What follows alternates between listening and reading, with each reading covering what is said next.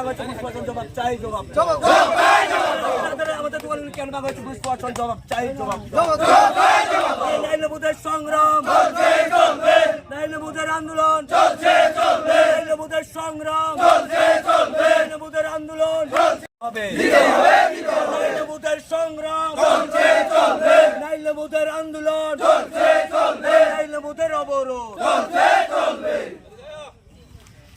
প্রশাসন দোকান বিড়ি ভাঙা হয়েছে জবাব চাই জবাব দাও অন্ধকারে দোকান বিড়ি ভাঙা হয়েছে প্রশাসন জবাব চাই জবাব দাও নাইলবুদের অবরোধ অবরোধ থামছে না থামবে না।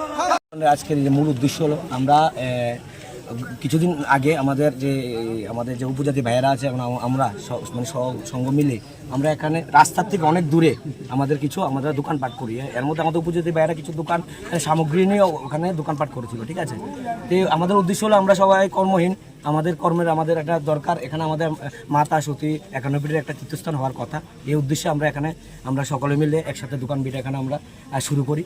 কিন্তু এখানে শুরু করার পরে গতকাল রাতে আনুমানিক 2টা নাগাদ আমাদেরকে কোনো নোটিশ বা কোনো কিছু আমাদের আগাম কোনো বার্তা না দিয়ে প্রশাসন আমাদের এখানে এসে আমাদের দোকানগুলো রাত্রে ভেঙে দিয়ে গেল, ঠিক আছে।